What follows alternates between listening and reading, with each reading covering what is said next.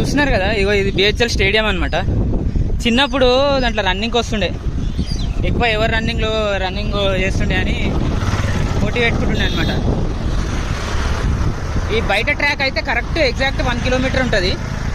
ఈ బయట ఇది రన్నింగ్ ట్రాక్. లోపల అయితే నాకు తెలిసి 500 మీటర్స్ ఉంటుందేమో అనుకుంటున్నాను నేనైతే.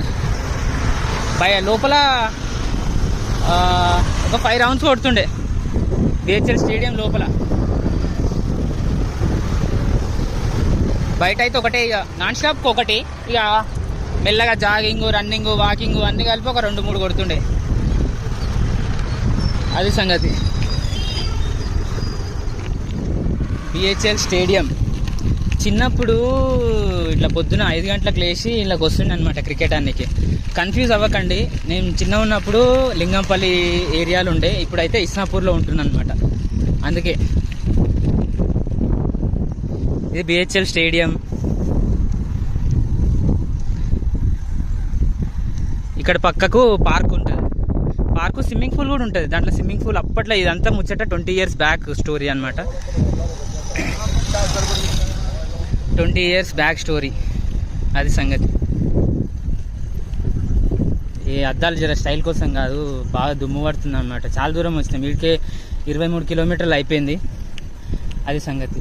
సేఫ్టీ, హెల్మెట్ ఎట్లా సేఫ్టీయో, ఇది ఒక మన బండి మీద పోతే గ్లాస్ ఉంటుందా, అట్లాంటి గ్లాస్ అనుకోండి. హెల్మెట్ వైజర్ అనుకోండి.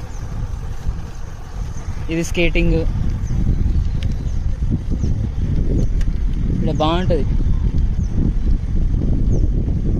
ఈ రైట్ సైడ్లో పార్కులో వచ్చి మొత్తం విన్యాసాలన్నీ చేస్తుండే.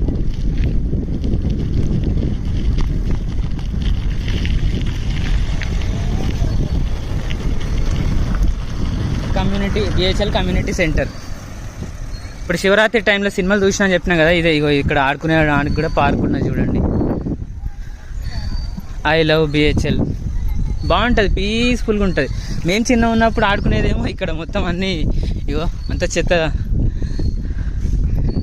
చెట్లు అయిపోయినాయి. ఇక మనం ఈడికే లేట్ అయిపోయింది, 3-4 అవర్స్ అయింది. ఇంటికి వెళ్ళిపోదాం ఇక. Let's go.